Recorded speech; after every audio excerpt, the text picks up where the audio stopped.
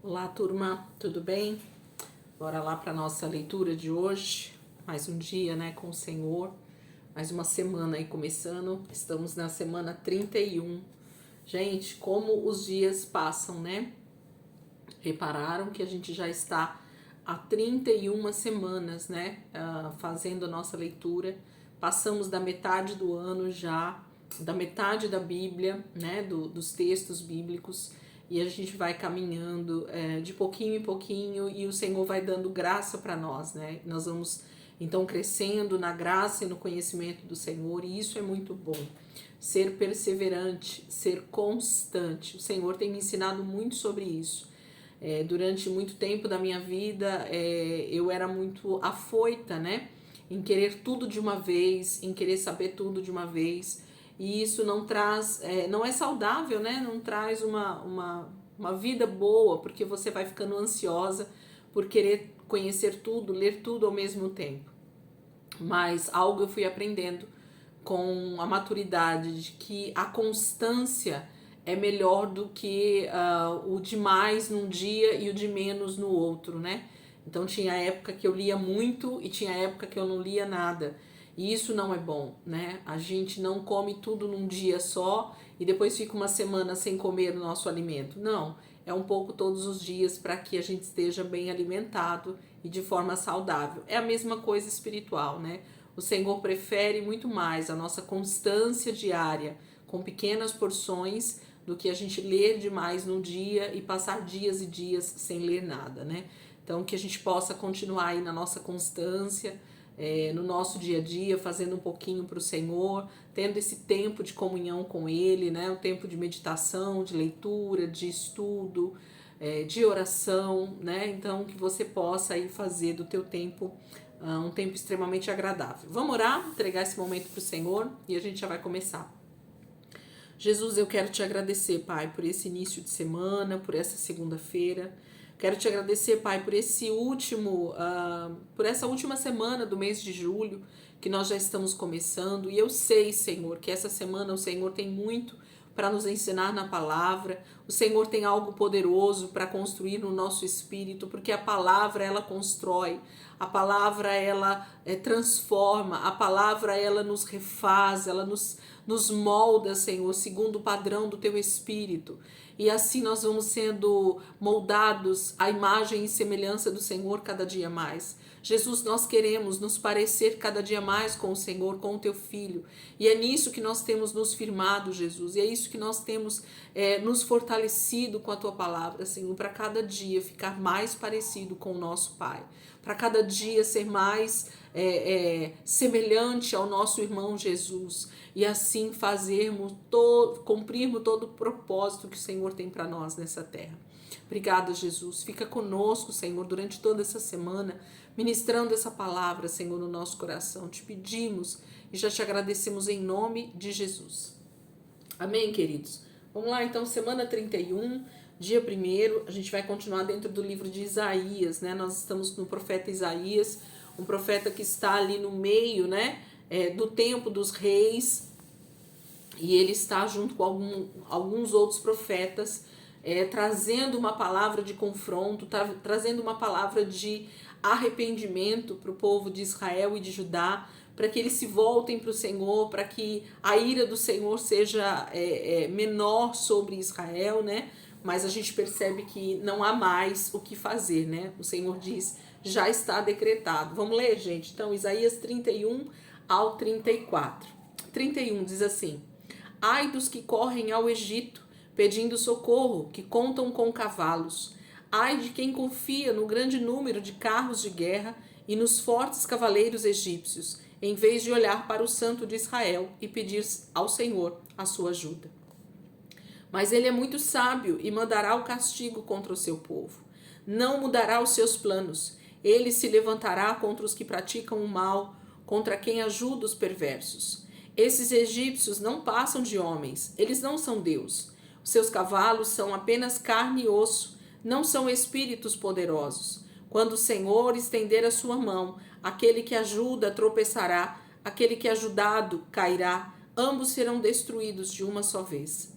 Mas o Senhor me revelou o seguinte: Quando um leão, mesmo que ainda seja jovem, ruge ao lado da presa morta, não liga para a gritaria que os pastores fazem tentando intimidá-lo, mesmo que sejam gritos bem fortes. Da mesma maneira, o Senhor Todo-Poderoso descerá e lutará sobre o Monte Sião. Ele, o Senhor Todo-Poderoso, protegerá Jerusalém como uma ave que voa em volta de seu ninho para protegê-lo. Ele defenderá a cidade e a livrará. Ele passará por ela e a salvará. Por isso, voltem para aquele contra quem vocês se revoltaram. Voltem a confiar naquele de quem vocês se afastaram tanto, ó israelitas. Pois naquele dia glorioso, cada um de vocês rejeitará e jogará fora as imagens de ouro e de prata que vocês mesmos fizeram para pecar contra o Senhor. Os exércitos assírios serão destruídos, mas não pelas espadas dos homens. Serão mortos não por uma espada de mortais. Todos fugirão da espada de Deus, e os seus jovens se tornarão escravos. O exército assírio perderá sua segurança. Os príncipes fugirão em pânico, abandonando a sua bandeira. Essa é uma promessa do Senhor. O fogo da sua presença brilha em Jerusalém. Deus está falando com o seu povo, né, para se voltar para Ele, para parar de confiar nessas alianças que eles faziam com outras nações, em busca de proteção, em busca de um exército melhor, em busca de cavalos, cavaleiros, né, suprimentos de exércitos, sendo que eles tinham o Senhor. Gente, se vocês estão comigo desde o início, vocês lembram das guerras que o Senhor travou, quando Josué começa a tomar posse, né, da terra prometida, o quanto Deus foi poderoso com um pequeno exército de Israel contra milhares de milhares dos outros exércitos, o quanto o Senhor se colocou na frente. Ele se diz, né, um dos nomes do Senhor é Senhor dos Exércitos, né? Então Israel se esquece desse Deus e simplesmente acha que as nações vizinhas, que os outros exércitos poderão livrá-los da mão do Senhor, poderão ser o auxílio no tempo de angústia. E o Senhor está dizendo que não. 32.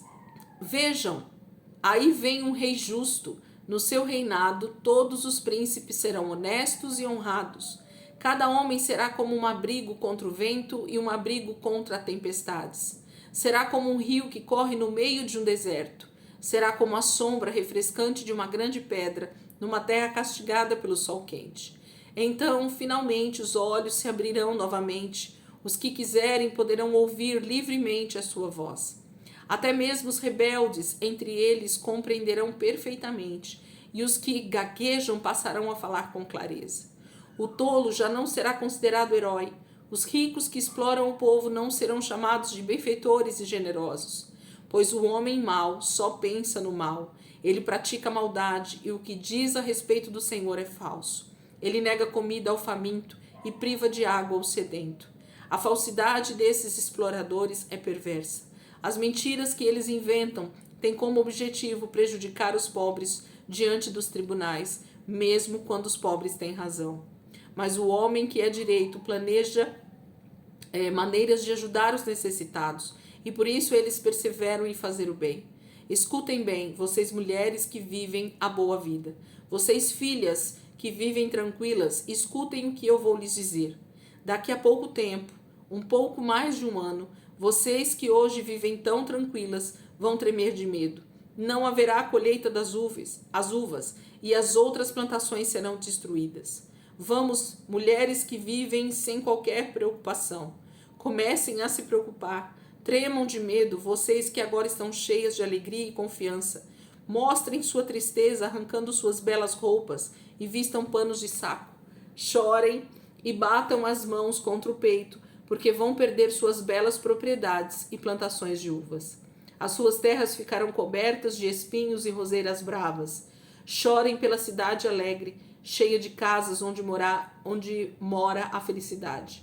Palácios e casas luxuosas serão abandonados. As cidades cheias de gente ficarão vazias. Onde antes havia torres para os vigias, pastarão rebanhos e os jumentos andarão soltos. Mas isso vai acabar quando o Espírito for derramado sobre nós, lá do alto. Então o deserto se transformará em campo fértil e o campo fértil será como uma floresta. A justiça habitará no deserto, e a retidão morará no campo fértil. O fruto da justiça será paz. Haverá tranquilidade e segurança para sempre. O meu povo viverá em paz, em casas seguras, em lugares tranquilos. Ainda que uma chuva de pedra destrua a floresta e a cidade seja completamente abatida, todos vocês serão felizes. Terão grandes colheitas por semearem perto das águas, e os seus jumentos e o gado terão pastagens seguras. O Senhor chama, a responsabilidade das mulheres que nesse momento se alegram, para que elas chorem, pranteiem e busquem arrependimento no Senhor, para que o Senhor venha e dê livramento, e elas possam viver nessa terra onde o Senhor vai restaurar a justiça, a retidão.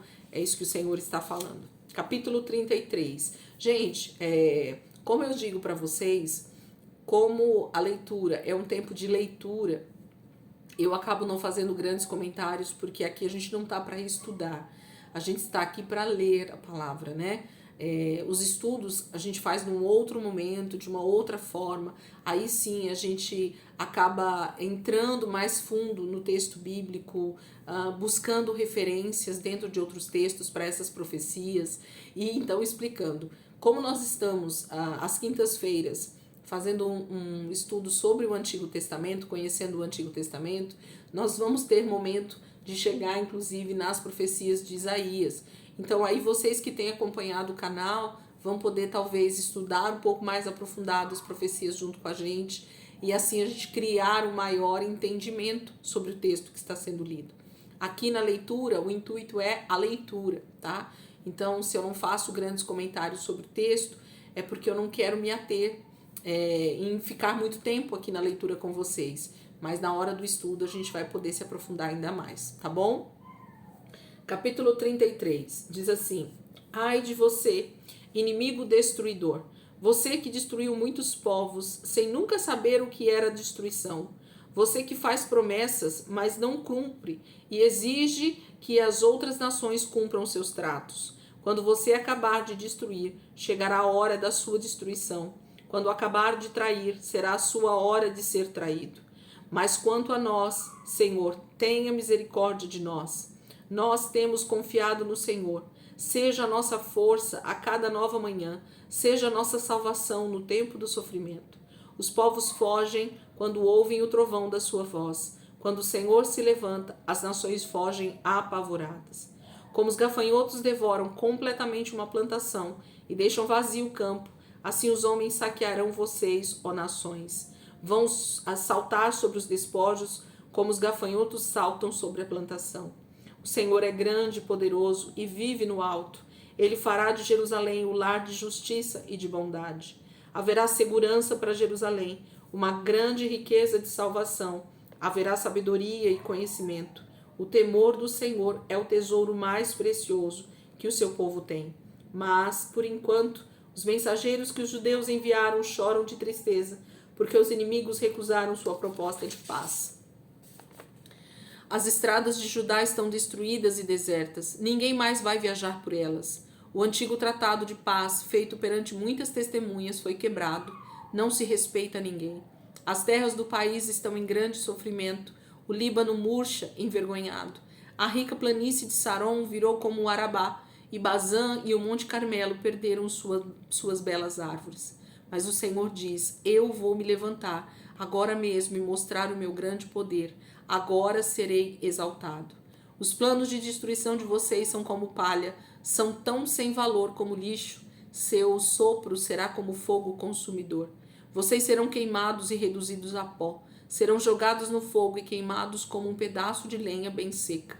Nações distantes, prestem atenção no que eu fiz. Nações próximas, reconheçam o meu poder. Os pecadores em Sião estão apavorados.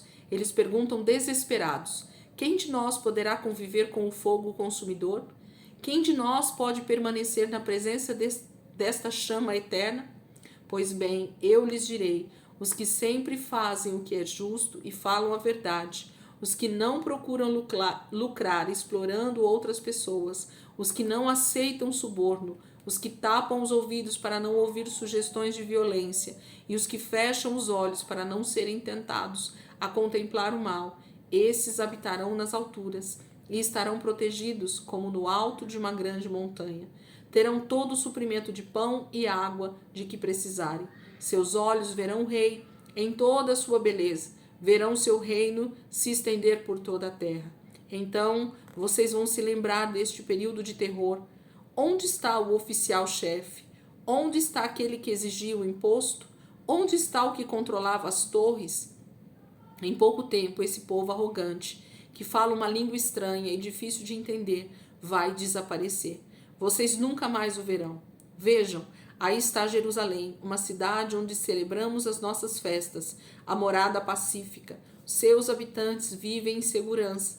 Ela é como uma tenda que não pode ser mudada de lugar. Suas estacas jamais serão arrancadas e nenhuma das suas cordas se romperá. O Senhor nos mostrará sua grandeza em Jerusalém.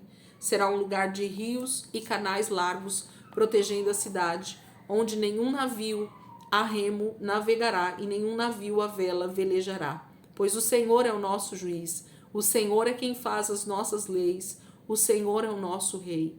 O Senhor cuidará de nós e nos salvará. As cordas estão frouxas, o mastro não está firme, as velas não estão estendidas. Então será dividida grande quantidade de despojos, haverá até para os aleijados e paralíticos. Nenhum morador de Jerusalém dirá: estou doente e desamparado, porque o Senhor perdoará os seus pecados e os abençoará. Capítulo 33 fala desse retorno do Senhor, né, a Jerusalém, e de lá ele vai reinar sobre toda a terra, pondo o destruidor em destruição, né? Então, ainda que as nações acreditem que elas poderão destruir Jerusalém, poderão dar fim ao povo do Senhor, o Senhor virá em auxílio do seu povo, como sempre veio, né? Jerusalém, ela é uma cidade extremamente atacada desde que o mundo é mundo, né? Desde que o Senhor firmou uma aliança com aquela nação, essa nação sofre com outras nações atacando, com outros povos querendo destruí-los, com seus irmãos querendo tomar posse daquilo que é deles, né, por herança. Então, haverá um dia que o destruidor será destruído. O Senhor está dizendo: eu vou fazer isso, né, para que o meu povo viva em segurança, em justiça, né? Jerusalém será um lugar de segurança e de rios, né, de muita fartura. Capítulo 34, que é o nosso último texto de hoje, diz assim: venham, aproximem-se nações e povos da terra. Venham ouvir o que eu tenho para anunciar. Escutem-me, a terra e tudo o que existe nela. O Senhor está terrivelmente irado com os povos da terra, furioso contra todos os seus exércitos. Ele vai destruir as nações completamente, como planejou. Seus mortos não serão enterrados e o cheiro horrível de carne podre se espalhará por toda a terra. O sangue dos cadáveres vai escorrer pelas montanhas. Então os astros do céu vão se dissolver.